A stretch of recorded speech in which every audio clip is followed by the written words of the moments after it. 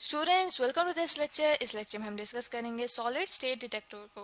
तो स्टूडेंट्स, ये जो सॉलिड स्टेट डिटेक्टर है ये हमारे पास एक डिवाइस होती है जो कि यूज़ की जाती है रेडिएशंस को डिटेक्ट करने के लिए।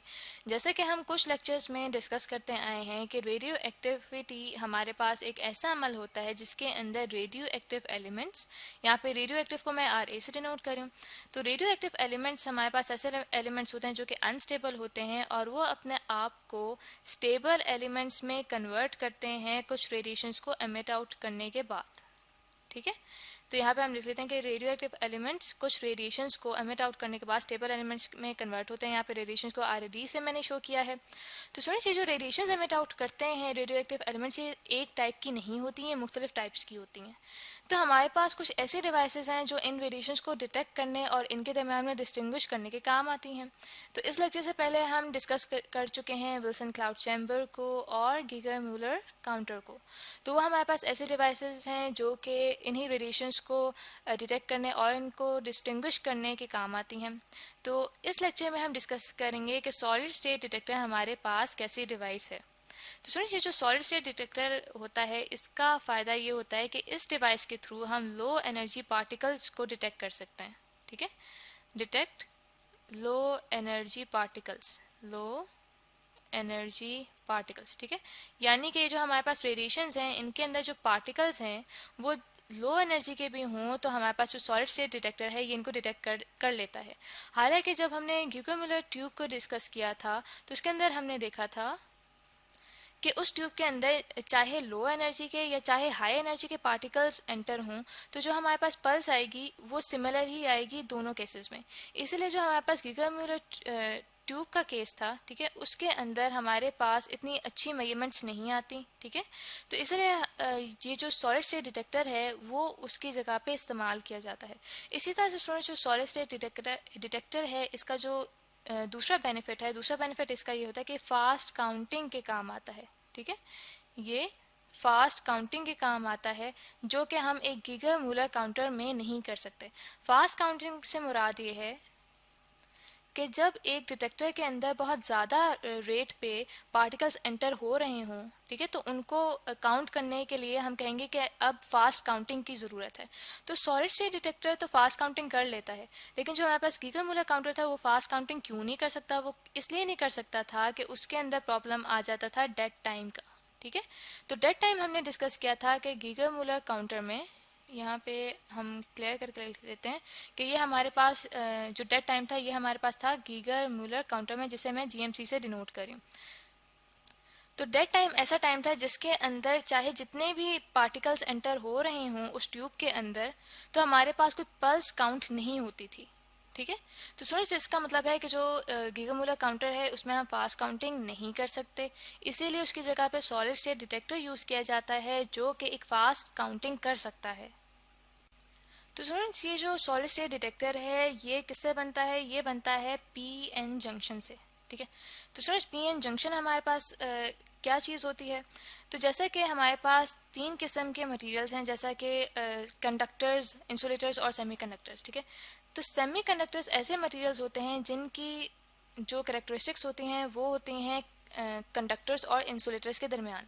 यानी कि जो सेमीकंडक्टर्स होते हैं वो कुछ कंडीशंस में इंसुलेटर्स की तरह बिहेव करते हैं, यानी कि इलेक्ट्रिक करंट को पास नहीं होने देते अपने अंदर से, और कुछ कंडीशंस में जो सेमीकंडक्टर हैं वो कंडक्टर्स की तरह बिहेव करते हैं कि अपने अंदर से करंट को फ्लो होने देते हैं। ठीक है, तो इसी सेमीकंडक्टर के थ्रू PN जंक्शन बनाया जाता है।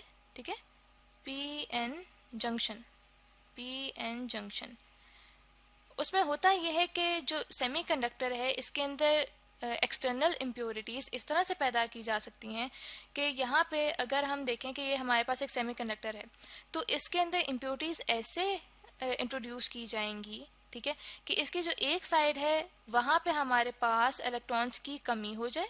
ठीक है, इलेक्ट्रॉन्स की कमी हो जाए तो वो रीजन कहलाएगा P रीजन। इसी तरह से उसकी दूसरी तरफ हमारे पास N रीजन आएगा, और N रीजन कैसे आ जाए कि हमारे पास वहाँ पे इलेक्ट्रॉन्स की ज़्यादती हो जाए, यानी कि इलेक्ट्रॉन्स ज़्यादा हो जाएं। तो स्टूडेंट्स, इस यानी कि इस मेथड के थ्रू हम एक PN जंक्शन बनाते हैं। ठीक है। तो ये जो जब हम पीएन जंक्शन बनाते हैं तो इसके दरम्यान में हमारे पास एक डिप्लीशन रीजन मौजूद होता है। ठीक है, यहाँ पे मैं लिख लेती हूँ कि ये हमारे पास डिप्लीशन रीजन मौजूद होता है। ठीक है, और जो हमारे पास डिप्लीशन रीजन होता है यहाँ पे एक इलेक्ट्रिक फील्ड होती है जो कि इस डायरेक्शन में होती है, और वो इलेक्ट्रिक फील्ड का काम क्या होता है? वो इलेक्ट्रिक फील्ड चार्जेस को एक रीजन से दूसरे रीजन में जाने नहीं देती। ठीक है, दैट मीन्स कि जो इलेक्ट्रिक फील्ड है, ठीक है, ये जो डिप्लीशन रीजन के अंदर है, ये इलेक्ट्रॉन्स को एन टाइप रीजन से पी टाइप रीजन की तरफ नहीं जाने देगी। तो स्टूडेंट्स, ये जो हमारे पास पीएन जंक्शन है, इसको जब सॉलिड स्टेट डिटेक्टर के लिए यूज़ किया जाता है तो वहाँ पे हम किस टाइप का पीएन जंक्शन यूज़ करते हैं? हम यूज़ करते हैं रिवर्स बाइस्ड। ठीक है, यहाँ पे हम लिख लेते हैं कि हम यूज़ करते हैं वहाँ पे रिवर्स बाइस्ड पीएन जंक्शन। ठीक है, पीएन जंक्शन को मैं JUNC से यहाँ पे लिख रही हूँ। ठीक है, अब रिवर्स बाइस्ड पीएन जंक्शन से क्या मुराद है कि स्टूडेंट्स, ये जो अभी हमने देखा कि हमारे पास जो पीएन जंक्शन होता है, ठीक है, इसके जो हमारे पास पी टाइप रीजन है उसको अगर बैटरी के नेगेटिव टर्मिनल से जोड़ दिया जाए, ठीक है, यहाँ पे हमारे पास नेगेटिव टर्मिनल है बैटरी का, और इसी तरह से जो हमारे पास एन टाइप रीजन है पीएन जंक्शन का, उसको जोड़ दिया जाए बैटरी के पॉजिटिव टर्मिनल के साथ। ठीक है, यानी कि ऑपोजिट पोलैरिटी के साथ ज्वाइन कर दिया जाए, तो ये जो हमारे पास सेटअप आता है ये कहलाता है रिवर्स बाइस्ड पीएन जंक्शन। ठीक है, तो सुनिए, जो रिवर्स बाइस्ड पीएन जंक्शन होता है इसकी खसूसियत ये होती है कि इसमें हमारे पास करंट फ्लो नहीं होता। ठीक है, जिसे फॉरवर्ड करंट कहते हैं वो हमारे पास फ्लो नहीं होता। उसकी वजह ये होती है कि जब हम रिवर्स बाइस करते हैं पीएन जंक्शन को तो इसका जो डिप्लीशन रीजन होता है वो बहुत ज़्यादा बढ़ जाता है। ठीक है, यानी कि उसकी विड्थ बहुत ज़्यादा हो जाती है, और उसके अंदर जो इलेक्ट्रिक फील्ड होती है उसकी स्ट्रेंथ भी बहुत ज़्यादा बढ़ जाती है, जिसकी वजह से हमारे पास चार्जेस का फ्लो नहीं हो पाता, और चार्जेस के फ्लो ना होने की वजह से हमारे पास करंट भी नहीं फ्लो हो पाता। लेकिन इस सिचुएशन में अगर हमारे पास बहुत कम करंट फ्लो कर भी पाता है तो वो किसकी वजह से करंट फ्लो कर पाता है? माइनॉरिटी कैरियर्स की वजह से। ठीक है, माइनॉरिटी चार्ज कैरियर्स की वजह से। माइनॉरिटी चार्ज कैरियर से मुराद ये है कि हमारे पास पी रीजन में जो नेगेटिव चार्ज कैरियर्स हैं, ठीक है, और जो हमारे पास एन टाइप रीजन में P type positive charge carriers मौजूद हैं, उनकी वजह से अगर हमारे पास कोई करंट फ्लो करता है तो उसे कहा जाता है रिवर्स बाइस्ड करंट। ठीक है, रिवर्स्ड बाइस्ड करंट। ठीक है, रिवर्स बाइस्ड करंट को मैं यहाँ पे आई से लिख रही हूँ। तो सुनिए, यहाँ पे माइनॉरिटी चार्ज कैरियर्स की वजह से जो हमारे पास करंट आता है रिवर्स बाइस्ड पीएन जंक्शन में, उसे कहा जाता है रिवर्स बाइस्ड करंट आई। ठीक है, तो ये जो हमारे पास माइनॉरिटी चार्ज कैरियर्स हैं इन्हें माइनॉरिटी इसलिए कहा जाता है क्योंकि हमारे पास पी टाइप रीजन में भी बहुत कम तादाद में इलेक्ट्रॉन्स मौजूद होंगे। ठीक है, और इसी तरह से जो हमारे पास एन टाइप रीजन है, ठीक है, जहाँ पे वैसे इलेक्ट्रॉन्स मेजॉरिटी में है तो वहाँ पे होल्स माइनॉरिटी चार्ज कैरियर्स कहलाएंगे। ठीक है, तो इसीलिए इन दोनों चार्ज कैरियर्स की वजह से हमारे पास रिवर्स बाइस करंट वजूद में आएगा। तो स्टूडेंट्स, यहाँ पे अब हम देखते हैं कि जो हमारे पास सॉलिड स्टेट डिटेक्टर का सेटअप होता है वो कैसा होता है। जैसे कि आप यहाँ पे देख सकते हैं कि हमारे पास पी टाइप रीजन है, दरमियान में DR से डिनोट किया गया है डिप्लीशन रीजन को, और ये जो हमारे पास एन टाइप रीजन है वो बहुत थिन होता है, बहुत पतला होता है, और इसके ऊपर एक गोल्ड की फॉइल लगाई हुई है। इसी तरह से जो हमारे पास पी टाइप रीजन है ये बहुत थिक होता है। ठीक है, बहुत ज़्यादा यहाँ पे विड्थ का पी टाइप रीजन मौजूद है, उसी के साथ एक गोल्ड की थिन फॉइल मौजूद है। ये जो गोल्ड थिन फॉइल है ये इसलिए यूज़ की जाती है ताकि हमारे पास जो पी टाइप रीजन है इसका बेहतर कांटेक्ट हो सके सर्किट के साथ।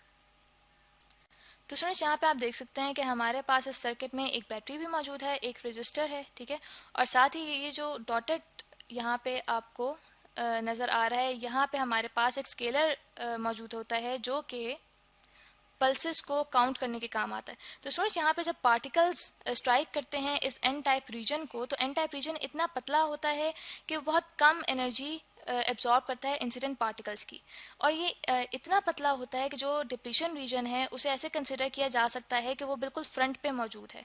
इसीलिए ये जो हमारे पास डिटेक्टर है इसे सरफेस बैरियर टाइप डिटेक्टर भी कहा जाता है। तो यहाँ पे हम लिख लेते हैं कि सॉलिड स्टेट डिटेक्टर को ठीक है, सरफेस बैरियर टाइप डिटेक्टर भी कहा जाता है। डिटेक्टर को मैं DEC से लिख रही हूँ, उसकी वजह ये है कि एन टाइप रीजन बहुत पतला होता है, जिसकी वजह से हम कंसिडर कर सकते हैं कि जो डिप्लीशन रीजन है वो बिल्कुल फ्रंट में मौजूद है।